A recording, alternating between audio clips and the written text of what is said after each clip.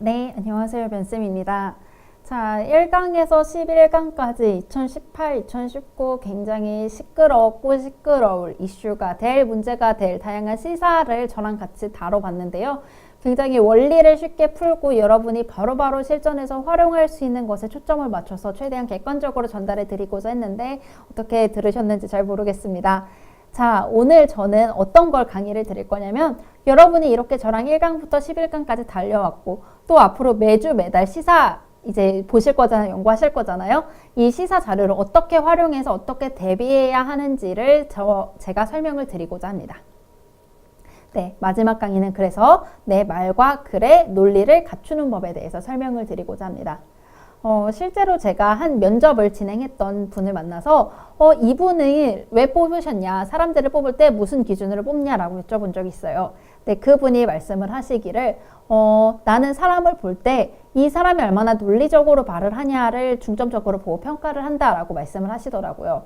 왜냐하면 짧은 시간 내에 그 사람을 제대로 평가하기는 쉽지가 않기 때문에 일을 할 때 이 사람이 논리적으로 말하고 소통이 잘 돼야 그만큼 일이 원활하게 흘러가니까 얘가 얼마나 논리적인지, 이 사람이 얼마나 넓은 생각을 논리적으로 표현을 하는지를 중점적으로 본다고 말씀을 하셨어요.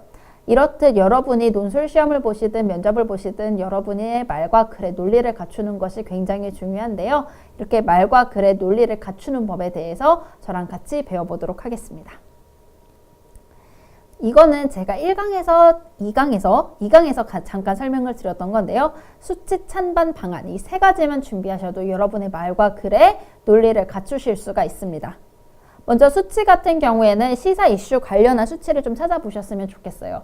내가 어떤 시사 이슈를 공부한다고 했을 때 이 시사 이슈와 관련된 수치는 뭐가 있는지, 1인 가구면은 현재 1인 가구의 비중이 어느 정도인지 몇 %, 1인 가구 1코노미의 경제 비중은 어느 정도인지 몇 %, 이런 식으로 관련된 수치, 그리고 기본적으로 우리나라 인구가 몇 명이고 고령 인구가 몇 %고 이런 기본 상식 수치를 알아주신다면 여러분의 말과 글의 논리뿐만 아니라 신뢰성까지 더할 수 있게 됩니다.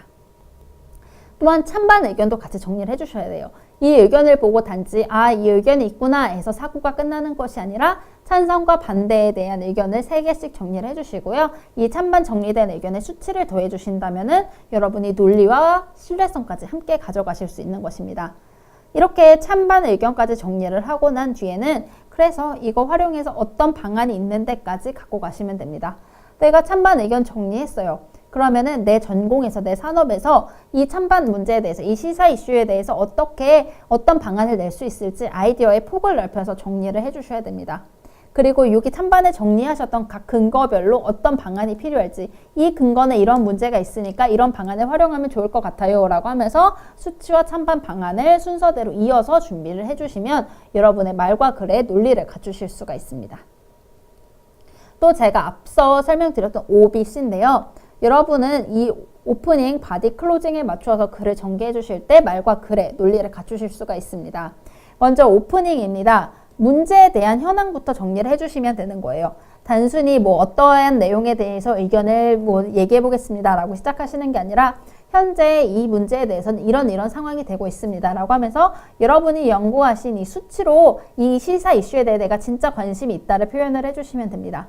현재 1인 가구가 28.6%로 하면서 내가 정말 이거에 대해 잘 알고 있고 시사에 대해 빠삭하다라고 설명을 하기 위해서 수치를 활용해서 문제에 대한 현황 정리해 주시면 되고요. 어떠한 근거로 화두가 되고 있다라고 하면서 리드멘트 잡아주시면 되겠습니다. 바디에서는 매직3예요. 사람이 세 가지로 말할 때 가장 논리적으로 보이게 되거든요. 3가지로 내가 이거에 대해서 어떤 방안을 생각했다. 찬성에 대해서는 어떤 의견이 있다. 라고 3가지로 정리를 해주시는데 이때는 CSC 기법이라고 해서 2갈씩으로 결론 먼저 말씀해 주시고 근거 말씀해 주시고 결론 말씀해 주시면 되는데요. 이 근거에는 수치가 들어간다면 앞서 말씀드렸듯이 신뢰도가 훨씬 증가하게 되겠죠.